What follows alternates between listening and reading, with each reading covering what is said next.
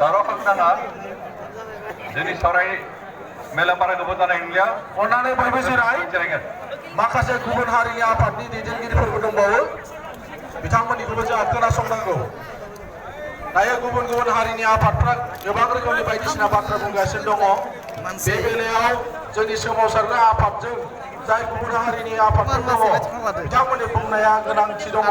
बेनिखायनो मानगोनां रायजो राजाफोर खौरां बिजोंनि मानसिफोर दङ सरकारनि गुबुन गुबुन एजेन्सिसफोर दंफैयो ओंखायनो बिथांमोना नि जे बिबुंथि बे बिबुंथिया जोंनि थाखाय गोनां अन्नानै बयबो आब्रुथियै जेन' मेल जोबजासे थायो बिनि थाखाय गुरैयै खावलायबाय अन्नानै बयबो जिरायदो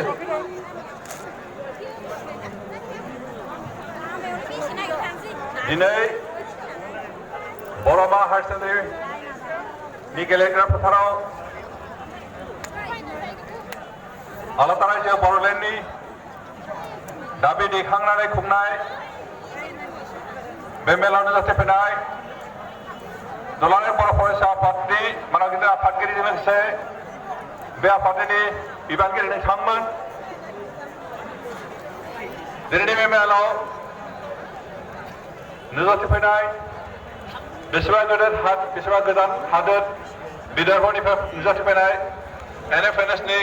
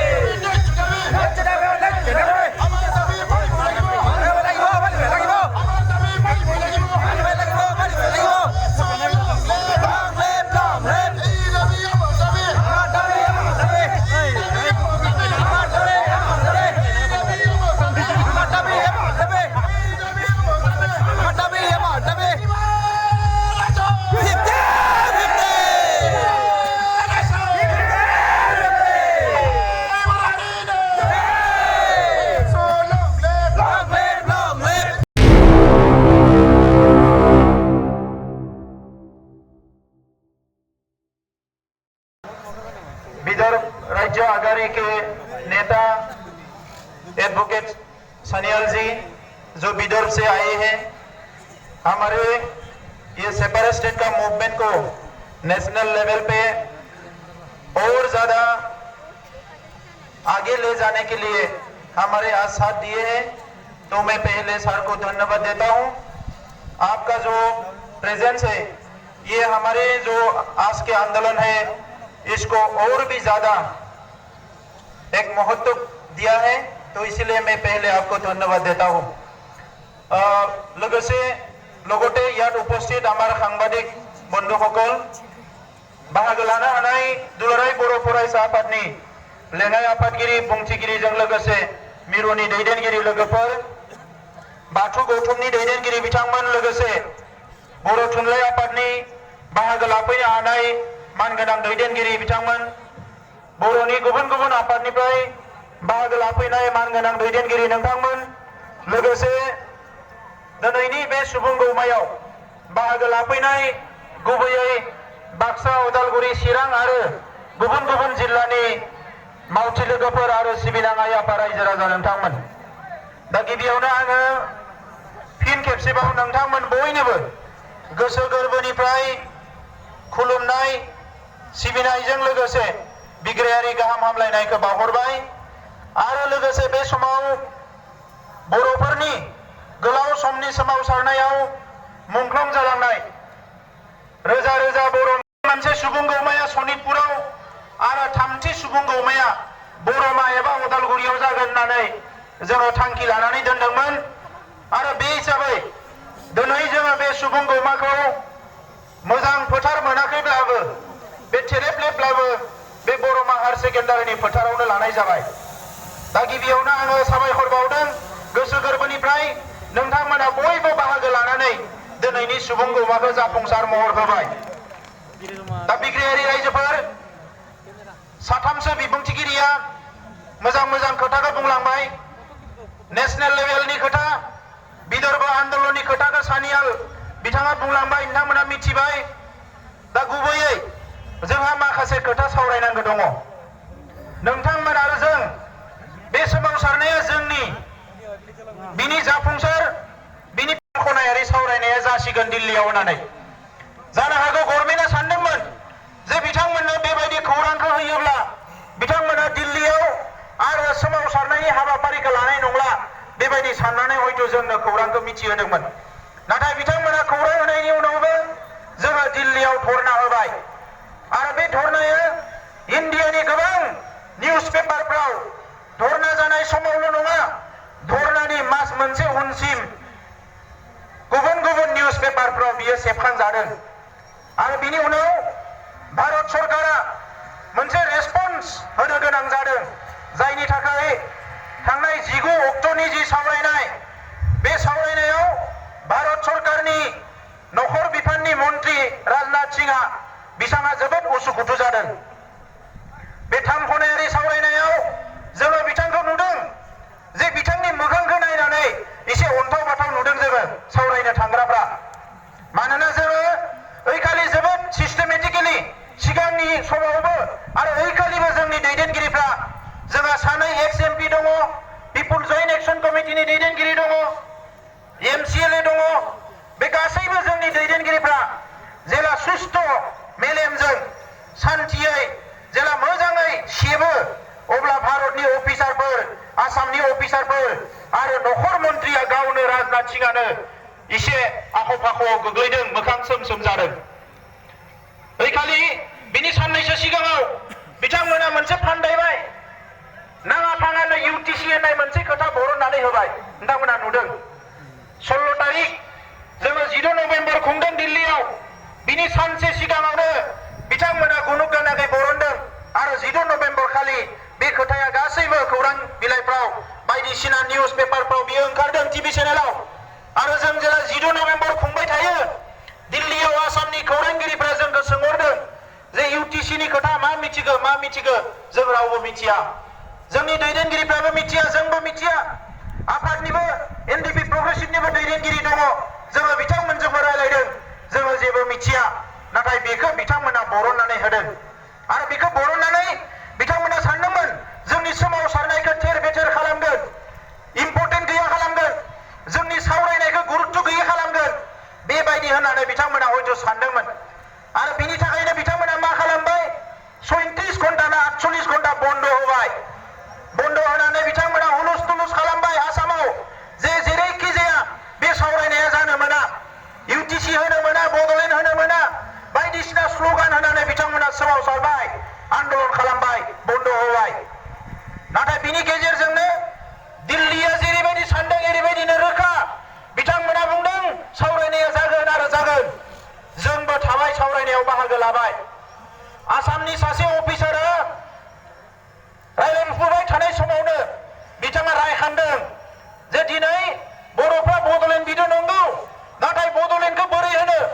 नै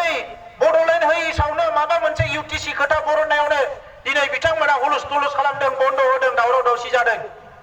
आरो बे खोथायानो जोंनि सावरायनायखौ आरो बांसिन गुरुत्वपूर्ण खालामदों। बिथांमोना जोंखौ हारसायाव जेरै मोनसे बाथ्रा दङ गरमारि गंगट बेलाव होननानै नारनानै जोंखौ बिथांमोना ड्रेनाव खोख्लैनो नागिरदोंमोन, नाथाय बिथांमोना नारनानै जोंखौ गंगायावसो खोख्लैनाय बायदि जादों। जोङो नखर मन्त्रिनि सिगाङाव स्पष्ट बुंनो हादों ओइखालि, बै अफिसारा बुंनाय लोगो लोगोनो जों बुंदों नोंथांमोना दिनैनो बुजिनानै नाय, अब्ला जोंखौ आसामनिफ्राय जुदा जानो नागिरनायनि दाय होयो। दिनै बिथांमोना जोंजों बिटिसिआव गोरोबनानै थानो हाया, नाय बिथांमोनखौ सोर होननानै। बिथांमोना नोंथांमोना बिसोरखौ एरेस्ट खालामनांगौ, एक्सन लानांगौ होननानै जों बुंदों। मानोना बे मानसिफ्रा रावबो हारिनि रेसपन्सिबल मानसि नङा, ना बिसोरो हिन्दुनि लोगो, ना बिसोर मुस्लिमनि लोगो, ना बिसोरो देशबासिनि लोगो, जेबो लोगो नङा बिसोर ट्राबल मेकार होननानै जोङो बिसोरखौ गायसननो हादों दिल्लीयाव आरो नोंथांमोना हयथ' नायजोबा नुगोन ओइखालि जेला जोङो जबरदस्त जोङो नारसिनो जोंनि माने एक्स एमपिफोर जोंनि लिडारफ्रा बुङो नोंथांमोना बेबायदि फर्सनि सायाव एक्सन लानांगो अखानायै आं नायदों 35सा मानसिखौ हमनानै एरेस्ट खालामदों बिसोरखौ अखानायै जों नायदों আজি আমি সমাধান বিচাৰিছো বড় সমস্যা আমি জীয়াই ৰাখিব বিচৰা নাই এই সমস্যা সমাধান কৰাটো চৰকাৰৰ দায়িত্ব এই সমস্যা সমাধান কৰাটো ৰাজনৈতিক নেতাবিলাকৰ দায়িত্ব এই সমস্যা সমাধান কৰাটো আজি আমোলাতন্ত্ৰৰ দায়িত্ব আমি কিয় বদলেন বিচাৰিব লগা হ'ল আজি স্বাধীনতাৰ 70 বছৰ পিছত আমাৰ সাংবিধানিক অধিকাৰ জন্মগত অধিকাৰ সামাজিক সাংস্কৃতিক অধিকাৰ অৰ্থনৈতিক অধিকাৰ কি অৱস্থাত আছে আপোনালোকে চাইছেনে আজি সেই সংগ্ৰামটো কোনোবা জাতি জনগোষ্ঠীৰ লগত সংঘাত কৰি তুলিব বিচাৰিছে আমি দুখ পাইছো কোনো বড় লিডাৰে কোনো বড় সংগঠনে কোনোবা ইউটিচিৰ কথা পাতা নাই আমাৰ অলৰেডি বিএসসি মানে আমি বিএসসি পাইছো আৰু 6 শিডিউলৰ বিটিসি পাইছো বিএসসি আৰু বিটিসি পোৱাৰ পিছত আমি কৈছো যে এতিয়া এনেকা কাউন্সিল এৰেঞ্জমেন্টে আমাৰ সমস্যা সমাধান কৰিব নোৱাৰে আমাৰ আকাংক্ষা পূৰণ কৰিব নোৱাৰে এই কাৰণে ভাৰতৰ সংবিধানৰ আৰ্টিকেল 2 আৰু 3 যি লিখা আছে যে এটা পৃথক ৰাজ্যৰ কাৰণে যি ব্যৱস্থা আছে ভাৰতৰ পাৰ্লিমেন্টে ডিসিশন লওক আৰু আমাক পৃথক ৰাজ্য প্ৰদান কৰক এই কথাটো আমি চৰকাৰক স্পষ্ট কৈ আছো যদি কোনো আলোচনা নোহোৱাকে আমাৰ ক্ষেত্ৰত আজি চৰকাৰে কয় ৰাজ্যৰ লগত আলোচনা কৰিব লাগিব অমুকৰ লগত আলোচনা কৰিব লাগিব যেতিয়া দিল্লীত উত্তৰাখণ্ড ঝাৰখণ্ড ছত্তীশগড় হৈছিল কাৰ লগত আলোচনা কৰিছিলে কোনো আলোচনা কৰা নাই ডাইৰেক্ট ডিক্লেয়াৰ হৈছে ডিক্লেয়াৰ এই কাৰণে আমি কৈছো যে আমাৰ ক্ষেত্ৰতো এইটো হ'ব লাগে হৌখিদিনা ইউটিচিৰ নামৰ এটা ভুৱা এটা প্ৰচাৰ চলাই আজি বিটিসি অঞ্চলত অশান্ত এটা পৰিৱেশ সৃষ্টি কৰিবলৈ ওলাইছে আপোনালোকে ভালকে চাইছে যদি গম পাইছে এই কথাটো লৈ পেলাই কোনে লম্ফজম্ফ কৰি আছে যোৱাকালি আমি দেখিবলৈ পাইছো সাংসদ হীৰা শৰণীয়া ডাঙৰীয়াই পাৰ্লিমেন্টৰ আগত প্লেকাৰ্ড লৈ থিয় দিছে আৰু কৈছে যে নো বদলেন হ'বলৈ নিদিও নো ডিভিজন অফ আসাম আমি অসমৰ লগতে থাকিম বিভিন্ন কথা তেখেতে লিখি পেলাই থিয় দিছে আমি ধন্যবাদ দিছো হীৰা শৰণীয়াক আমাৰ এমপি নাই এতিয়া দিল্লীত কিন্তু আপুনি আমাৰ হৈ যে আমাৰ ইস্যুটো পাৰ্লিমেন্টক মনত কৰাই দি আছে সদায় মনত কৰাই দি আছে আমি ধন্যবাদ আৰু ইয়াৰ কাৰণে আমাৰ তেল পানী খৰচ হোৱা নাই আমাৰ টকা পইচা খৰচ হোৱা নাই আপুনি নিজৰ পইচা খৰচ কৰি এমপি হৈছে এমপি হৈ পেলাই আজি ৰাইজৰ কাম কৰিবলৈ লাগিছিলে কিন্তু অকল বড় জনগোষ্ঠীৰ যে দিল্লীত কাম কৰি আছে আমাক ধন্যবাদ আৰু এনেকুৱা এমপি আমাক লাগে এনেকুৱা লাগে আমাৰ সমস্যা উত্থাপন কৰাৰ কাৰণে আজি যদি আমি প্ৰশ্ন কৰো বড়ৰ বাহিৰে কোন জনগোষ্ঠীৰ কাম কৰিছে আদিবাসীৰ কাৰণে কি কৰিলে কোচ ৰাজবংশীৰ কাৰণে কি কৰিলে হীৰা শৰণীয়া ডাঙৰীয়াই মুছলিমৰ কাৰণে কি কৰিলে বঙালীসকলৰ কাৰণে কি কৰিলে এনআৰসি ইস্যুত হীৰা শৰণীয়া ডাঙৰীয়াৰ ষ্টেণ্ড কি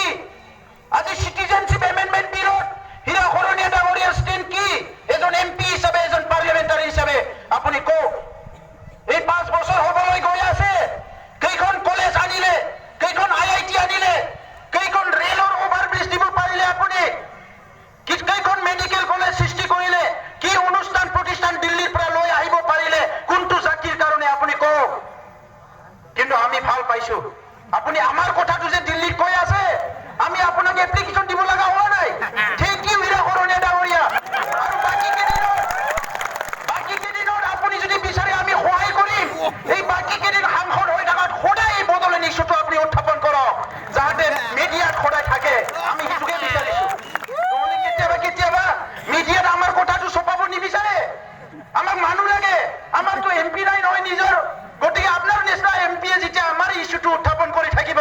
আমি আনন্দিত হওঁ আমি ভাল পাওঁ হীৰা শৰণীয়া দীৰ্ঘজীৱী হওক আৰু আমাৰ কামটো সদায় কৰি থাকিবলৈ পাৰোঁ তো যিয়ে নহওক ৰাইজ আজি অশান্ত সৃষ্টি কৰিবলৈ বিচাৰিছে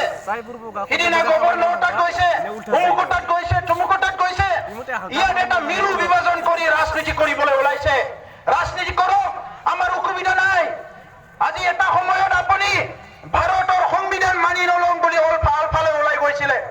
ভাৰতৰ তলত নাথাকো বুলি আলফা হৈ গৈছিলে কি যুক্তিত কি কাৰণত আজি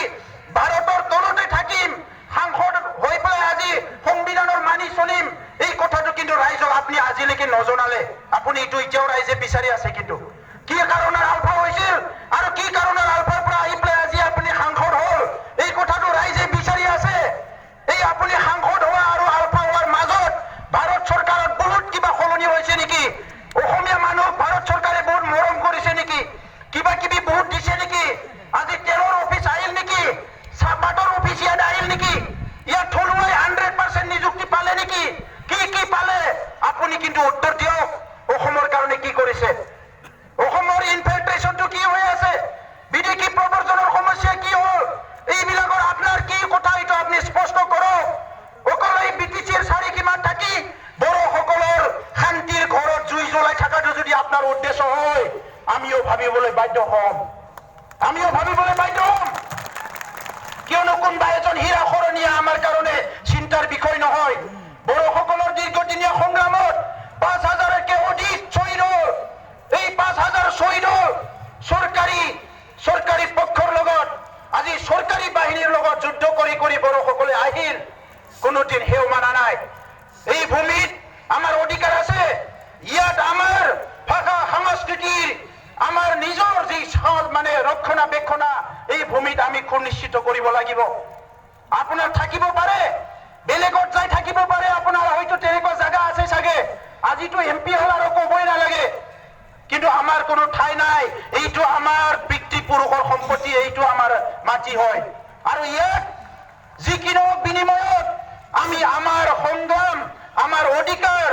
আমি যেতিয়ালৈকে পাবলৈ সক্ষম নহয় আমি সংগ্ৰাম চলাই যাম ইয়াত কাৰো ৰঙা চকু আমি ইয়াত মানে অসহ্য কৰা নহ'ব ইয়াত কাৰো ধমকি মানি চলা নহ'ব আজি ইয়াত যদি লম্ফজম্ফ কৰি পেলাই কিবা পৰিৱেশ নষ্ট কৰে ইয়াৰ কাৰণে কিন্তু জগৰীয়া আপুনি হ'ব আৰু আপুনি দায় ল'ব লাগিব আৰু অসমৰ ৰাইজকো আমি আহ্বান কৰিছো আজি হীৰা খৰণীয়াৰ যিটো ৰোল এইটো আপোনালোকে চাওক অসমৰ কাৰণে কি মাত মাতিছে সাংসদ হোৱাৰ আগত বড়োসকলৰ এগেইনষ্টত থিয় হ'ল সংসদ হোৱাৰ পিছতো বড়োসকলৰ এগেইনষ্টত থিয় হ'ল আৰু অহা সংসদ যিটো পাৰ্লিয়ামেণ্ট ইলেকশ্যন আহি আছে এই পাৰ্লিয়ামেণ্ট ইলেকশ্যনত আজি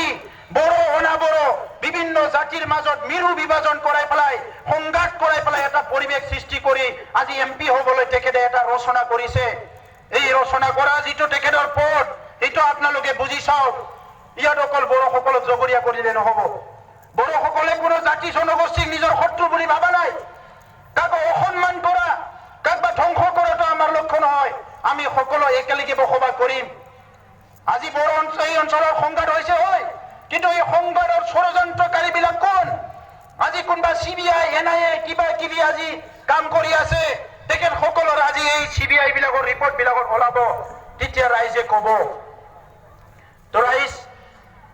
জাষ্ট आं खोथाखौ बेखौल' बुंनो नागिरदों आलादा रायजो मोननायनि जि लामा सिगांबो बुंदों दाबो बुंदों सोमावसारनाय राजखान्थि आरो मोनसे जाबाय सावरायनाय दिनै अल इन्डियायाव विदर्भनि रायजो बिग्राबो फैदों नाथाय मोनसे खोथाखौ जों बुंनांगोन जोङो गोग्गानायनि खोथा नङा बियो रंजानायनि खोथा नङा नाथाय मोनसे खोथाखौ बुंनांगोन भारत सरकारा सोरजोंबा रायलायदोंबा बड'लेण्ड बिग्राफोरजोंल' रायलायबाय थादों बे खिन्थु जोंनि थाखाय मोनसे एचिभमेन्ट गुबुन रायजो बिग्राफोरजों रायलायाखै आरो बे एचिभमेन्टआ बे फिथाइया मानि थाखाय फैदों बे फिथाइया नोंथांमोननि थाखाय फैदों गोदो जोंहा बर' लिडारफ्राबो बारा गोदो नङा 10 बोसोर सिगाङाव 5 बोसोर सिगाङाव जोंखौ बुङो इलेक्सन फैनायखाय होख्रावलायसिगोन इलेक्सन फैबा होख्रावलायसिगोन एबार मा बुंनो एबारथ' मास मोनसेबो थायाखै नङा होमबा दाख्लै दिल्लीयाव होख्रावबाय दिनै बेयाव होख्रावलायबाय सनितपुराव होख्रावबाय चिराङाव होख्रावबाय आरो जानुवारियाव होख्रावबावगोन जोङो बे कन्टिनिउ कुनु थाबथानाय गैया थाद'नाय गैयाजासे आन्दोलन खालामबाय थानायखाय आरो जोबोद सोद्रोमै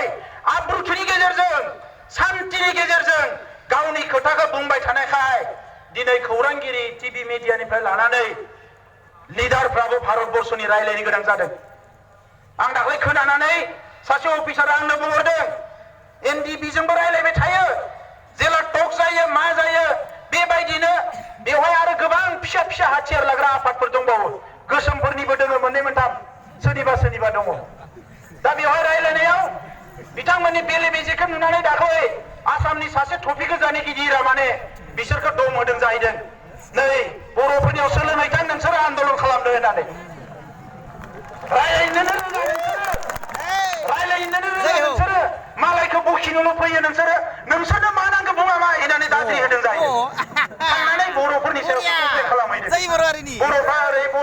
बर'फ्रा ओरै उनाव अफिसारा रागा जोंनानै बुंबाय आरे बर'निल' बुंनो फैदोंना नोंसोराबो मायबा जेंना दङ होननानै दा नंखायनो रायजोफोर बैसोरो दावराव खालामनायाव जोंहा जेबो साननांगौ गैया फेसबुकाव मायावबा एखमबा जोंहा उन्दै सेंग्राफ्रा माबा माबि लिरलाबायो लिरनायखौ लिरनो नांगौ लिरनाङा होनाखै आङो नाथाय ओरैबायदि खोथाफोरखौ लिरनाङा जे खोथाफ्रा बिसोरखौ मदद खालामो मिथिबायना बिसोरखौ होख्रावनो बिसोरनि एनार्जिया लस जागोन दिनै राजबंशीफ्रा जोंनि एगेन्स्टल' खोथा बुंनाया गावसोरनो मा नांगौ बेखौनो बुंनो बावबाय बिसोरो दा फारसेथिं मोजांबो जादों बिसोरखौ जों बेबायदिनो आन्दायहोना दोननो हायोबाथ' मोजांसै जोंहा आलादा रायजोआ बेबायदिनो बारलांगोन बेनो जादों गोसोमफोरनियाबो बेनो दाख्लै लावथि लाग्राफ्रा दाद्रि होनानै हरजाबाय टफि गोजाफोरजों अफिसारफोरजों थांनानै सोलोंना फैथां नोंसोरो बर'फोरनि सिलाय लाग्राफोरनियाव बर'फोरनि गणतान्त्रिक माने सोमावसारग्राफोरनियाव सोलोंना फैथां सोमावसारनाया बोरै खालामो गभर्नमेन्टजों रायलायनाया बोरै जायो सोलोंना फैथां होननानै बुंना हरदों दा बे एला खेला खोथा नङा रायजोफोर आरो बे अबस्थायाव जे बर'फ्रा सफैबाय बिनि थाखाय जोङो 30-40 बोसोर लामा हान्थिबोनो गोनां जादों मिथिबायना बे दिनैनि खोथा नङा बियो आं हारसिं गसंनानै गोग्गायै बुंनाय खोथा नङा बियो बै 30-40 बोसोरनि खास्रि बिस्रि पुलिस मिलिटारजों गावथारजानाय जोख्रेबजानाय न' बां सावजानाय जिनाहारि खालामजानाय दिल्ली दिसपुराव जोंनि खोथाफोरखौ खौरांगिरिफ्रा लिरै अफिसारफ्रा जोंनाव सम होयै बर' लिडारफोरनो बै मन्त्रि मनलाफ्रा सम होयै बेबायदि थासारिखौबो मन'बोजोबनानै जुजिबोजोबनानै दिनै जोंनियाव बेबायदि मोनसे साहस आरो धैर्यआ फैदों दा बेनो देरसिन खोथा दा नंखायनो रायजोफोर बे दाख्लैबावै जि खोथाफोर ओंखारबाय बे खोथाफ्रा बबेनिफ्राय ओंखारदों बबेनिफ्राय ओंखाराखै जों स्टाडि खालामबाय थादों भारत सरकारनि माखासे अफिसारफ्रा बर' जेंनाखौ जे सुस्रांनांसिगोन बिखौ अफिसारफोरल' नङा राजनिति लिडारफ्रा इभेन जों दाख्लै नुनायाव मेगनजों नायनानै नखर मन्थ्रिखौ जि नुदों बिथांनि गोरबोआवबो खिन्थु बे खिलिबाय जे बिसोरनि जेंनाखौ सुस्रांथारनांसिगोन होननाया बे जाबाय खिलिबाय दा बेवहाय नै बिथांमोनखौसो नायहरो गुवाहाटीनिया मा बुङो दा गुवाहाटीनियाबो खिन्थु थासारिया मोजां नङा गावसोरजों गावसोर अरलायनाया बारानिफ्राय बारा जालांगासिनो दङ गारि सेलायलायनानै नांलायनाया बारानिफ्राय बारा जादों बिबारा बिराद दावखोदोंमोन दाख्लै मोनबा रायजोआव बिबारा जेननायखौ नुनानै आखाइफ्रा आरो खर' दिखांलायबाय दानिया आखाइजों बिबारजों नांलायसिगोन बे आखाइजों बिबारजों नांलायनायाव जोंहा अपना उल्लू सिदा करना है रायजोफोर दा बेनिखायनो जों आन्दायनो मोननाय नङा गोदो गोदायनिफ्रायनो बेनिखायनो 10 बोसोरनि गेबाव मोननै एकर्ड मोनदों बर'फ्रा इन्टेलेक्सुवेलफ्रा स्कलारफ्रा सोङो जोंखौ माबायदि मोननै एकर्ड मोनदों बर'फ्रा BSc जादों 93 आव BTC जादों 2003 आव आरो बोरैबाब्रै नैबे 10 बोसोरावनो जोंनि जेंनाया सुस्रांनायनि लामाथिं फैगासिनो दङ दा बेनिखायनो रायजोफोर जोङो खौसे जानांगोन आरो बे सोमावसारनायखौ डिसिप्लिनजोंनो लांनांगोन ओंखायनो आं नोंथांमोनखौ खावलायनाया बे दिनै जोंनि खोथाखौ बुंना फोजोबनो हाया स्कुल कलेजनि जेंना हा हुनि जेंना बेसे रायलायनो जोंलाय BTC ओनसोलनि खोथा BTC ओनसोलाव मा जादों जायाखै रायलायनानै फोजोबनो हाया गथायै बुंनो थाङोबा बेल' दिनै आसामाव सेन्ट्रेल इउनिभारसिटिया गंनै गायसनबाय जों बिबाय थाबाय जोंनो होआखिसै मेडिकेल कलेजा 8टा जाबाय 7टा जोंनो गंसेबो होआखिसै क'क्राझाराव होनो होननानै एम्सखौ जों बिबाय थाबाय all India institute of medical science जोंनो होआखिसै आमिनगावआव गायसनबाय बरपेटा नलबारियावनो मेडिकेल कलेज गायसनबावबाय नलबारियावबो 200 कोटी थाखा हरबाय मेडिकेल कलेज जासिगोन बरपेटायाव जाखांनायनि उनाव बाक्सा चिरां उदालगुरियाव खिन्थु होआखिसै सानजाहा होआखिसै जोंनि ओनसोलफ्राव दा नैफोरखौ नायोबा बिथांमोननि साननाय हनाया सोलायाखै जोंखौ जेरैखि जाया थगाय थसि खालामनानै दोननो नागिरो दा नंखायनो रायजोफोर दिनै जोंहा गोब्राबनिफ्राय गोब्राब सम फैदों बोथोरा बिराद मोनसे डेन्जार सिचुएसन फैदों बेवहाय जों खौसे जानांगोन जोंनि बयनिख्रुइ देरसिन हाथियारानो जाबाय जों खौसे जानांगोन रायजोफोर गोजौ लेभेलाव माबा माबि गुनु गोनां रायलायनाय गाहाय लेभेलाव रायलायनाय दिनै बर'नि बयनिख्रुइ देरसिन सोंलुआ जाबाय खौसेथि जों खौसेथिखौ बेसे गोजान लांनो हागोन मालाया गावस्रा होगोन जों गावस्रानो गावस्राया मालाया थुनज्लायगोन बिसोरनि थुनज्लायनायाव जोङो बोलि जानो नाजाया मालाया बायदिसिना अंख खालामगोन नाथाय जोंसो थिग जानांगोन रायजोफोर ओंखायनो बे मोनथाम हाबाफारि मोनसे सोमावसारनाय फैगौ जानुवारि दाननि 7, 8, 9 कुमारिकाटायाव जथुम्मा जागोन आं नोंथांमोनखौ खावलायदों दुलाराय बर' फरायसा आफादनि आरो बेवहायनो 8 अक्ट'आव national federation for new state रायजो बिग्रा आफादनिबो बेवहाय जथुम्मा जागोन 3थि जथुम्मा 8 अक्ट'आव आरो बेवहाय थिग खालामगोन जे जानुवारि फेब्रुवारियाव मा खालामगोन दिनै विदर्भआबो जानजि हाब्राबाय गावसोर इलेक्शन गेलेनो मानोना जोंनि बे इस्युआनो पलिटिकेल इस्यु बुन्देलखान्डआ जानजि हाब्राबाय गुरखालेन्डआ थेर बेथेर जाबाय थेवबो बिथांमोनाबो जानजि हाब्रागासिनो दङ त्रिपुरायाबो बुंदों जेरैखि जाया जोंनो सासे एमपि नांगोन बिजेपि सरकार थाबा मालाय मा जादों बयबो जानजि हाब्रागासिनो दङ दा नंखायनो जोंहाबो जे दिनै जोङो देरहानो हाया जानो हानाय जोंहा मोनसे सिट दङ जेखौ जोङो देरहानो हायो नाथाय गुबुन सिटफोराव जोङो फेजेनजोबनो हायो आरो बेवहाय बयनिख्रुइ देरसिन अस्त्रआ जाबाय जोंनिया खौसेथि जों खौसे जानांगोन रायजोफोर जों खौसे जानांगोन जों खौसे जायोबा मालायाबो जोंनि खौसेयाव आखाइ खबफाखायो बेखौ जों मिथिनांगोन दा दिनै जोङो सरकार सालायग्रा मोनसे राजखान्थि हान्जा दङ एखमबा गोजौआव बुङो एखमबा गाहायाव बुङो एखमबा रायजो जागोन होनो एखमबा रायजो जाया होनो बायदिसिना खोथाफोरखौ बुङो आं बिथांमोनखौ खावलायदों नैबेनो सबसे गोनांथार सम बे पार्लियामेन्ट इलेक्शननि सिगाङाव जोङो बयबो बर' हारिनि मोजां गाज्रिखौ सानलायलायनायनि मोनसे सम फैबाय ओंखायनो जों सानदों नोंथांमोनाबो सान मोनसे आखाइजोंल' माने आखाइ खबनाय जाया मोननै आखाइजोंसो आखाइ खबनाय जायो ओंखायनो दिनै बर'नि खौसेथिखौ जाहाथे बयबो सनमान होयो जों बेखौ लुबैयो राजखान्थिनि नामाव राजखान्थि खालामबा जानाय नङा रायजोफोर दा बेखौ आं खावलायबाय सोमावसारनाया थांबाय थागोन बेवहाय खुनु गुनो गोथो गैया जेरै दङ बिदिनो थांबाय थागोन दिनै थाखा फैसा गारनानै रायजोफ्रा गावबा गाव गारि हमनानै फैदो दा रायजोफोर जोंबो उपाय गैया दिनै सरकार सालायग्रा आफाद नङाबा गारि गुरा हरनानै मदद खालामगौमोन आरो मोनसे सोमावसारनाया बिग्रायखांनाया सोरनिबा थाखानि सायाव सोनारनाबो जाखाया जोंनियावल' नङा मुलुगाव रावनियावबो जाया सोरबा थाखा फैसा होनानै गारि गुरा होनानै सोमावसारनाय जाया सोमावसारनाया बिग्रायखांनायानो जाबाय गोसो सिंनि दुखु आरो रागा जोंनायजोंसो ओंखारबोग्रा ओंखायनो दिनै बर'फोरनि जि मोनसे खुद्रिनाय मालायनि थगायनाय सोबख'नाय नासयनायनिफ्राय उदां जानाय बे दुखु मोननाय आरो मालायफ्रा जोंखौ गादबनानै दोननाय बेनिफ्राय जोङो उदां जानो थाखाय जोंनि होसिख्रावनाय बे जाबाय रागा जोंनाय आरो बे मोननैजोंसो बर'नि सोमावसारनाया फैगासिनो दङ ओंखायनो NFNSआ मा लायो लाया जों सावरायगासिनो दङ दुलाराय बर' फरायसा आफादनि जथुम्मा बिनि सिगाङाव गभर्नमेन्टआ रायलायनो होनदों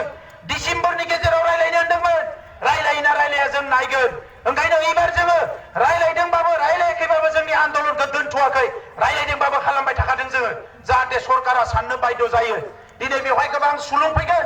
बिसोरनि मोनामसुग्रा मानसिफोर फैगोन बिसोर थांना बुंहैगोन बर'मायाव ओरैबायदि बर'फ्रा गेदारिं जादों ओरै पन्सायतनि रिजाल्ट ओरै बायदिसिना नाथाय बिसोरो बेफोरखौ नेवसिनानै दिनै गावसोरनि लामायाव थांगासिनो दङ बिसोरखौ ओरैनो हगारजानाय नंला नैबे थासारिया फैनांगोन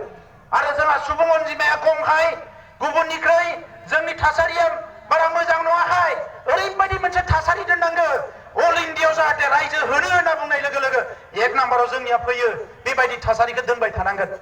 बेबायदि थासारिखौ दोननोब्ला सोमावसारनाया कन्टिनिउ जानांगोन रायजोफोर ओंखायनो आं गोबां खोथा बुंला गुसु बोथोर फोरबोफोर फैगासिनो दङ गोदान बोसोरनि मागो दमासिनि क्रिसमासनि गुबुन जिफोर फोरबोफोर फैदों बेफोरनि आं नोंथांमोननो गाहाम बावलायनायखौ बावहरबाय बयबो आलो गोजोनै था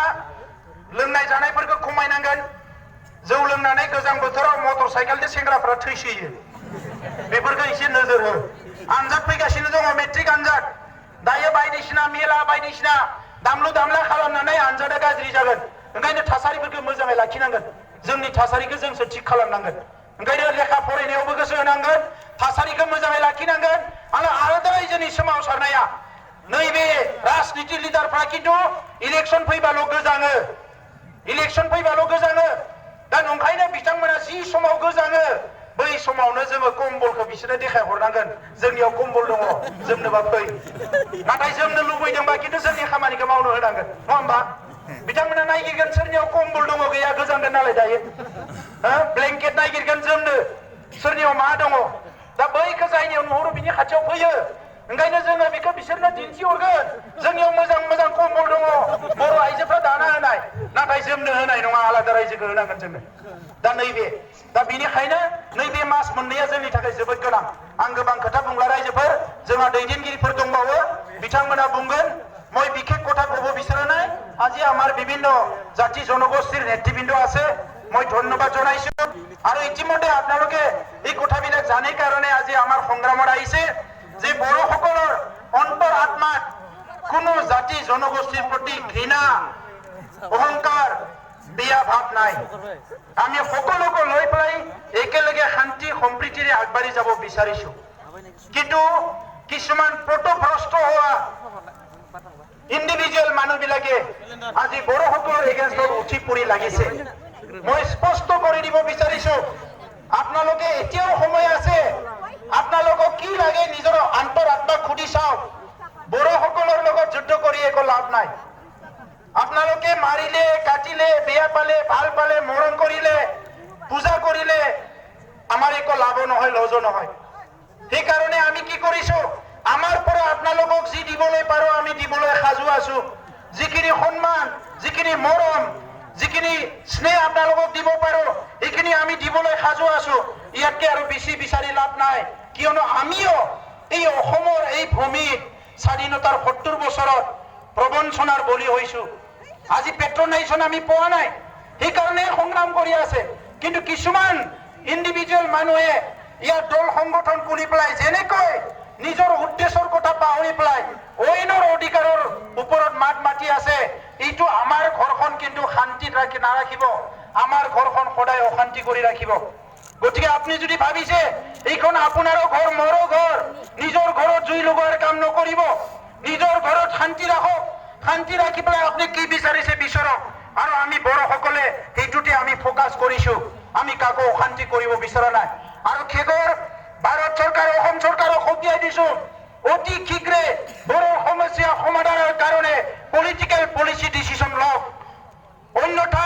এই সংগ্ৰাম চলি আছে আৰু চলি থাকিব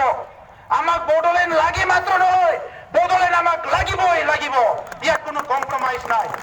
हमें बोडोलैंड चाहिए ऐसा नहीं बोडोलैंड हमें चाहिए ही चाहिए हर हाल में बोडोलैंड चाहिए इसलिए यही हमारा आह्वान है यही हमारा अपील है गवर्नमेंट ऑफ इंडिया से जल्द ये बोडोलैंड और बाकी जो राज्यों की मांग है ये मुद्दा के हाल निकालिए इसका सोल्यूशन आप लाइए और जल्द से जल्द ये समस्या समाधान करके जिन जिन प्रांतों में जिन जिन क्षेत्रों में अभी लोग डिस्क्रिमिनेट डिप्राइव फील कर रहे हैं उनको भी अपना ये पॉलिसी में ये जो नेशन बनाने का जो पॉलिसी है आगे जाने का जो पॉलिसी है शांति और अमन का भारत से बनाने हिंदुस्तान बनाने का जो पॉलिसी है इसमें सबको जोड़ना आप लोग का काम है बोडोलैंड यही है यही रहेगा लेकिन जब तक बोडोलैंड नहीं होगा हम लोग शान से नहीं बैठेंगे यही हम लोग का आपसे अपील है गजनटन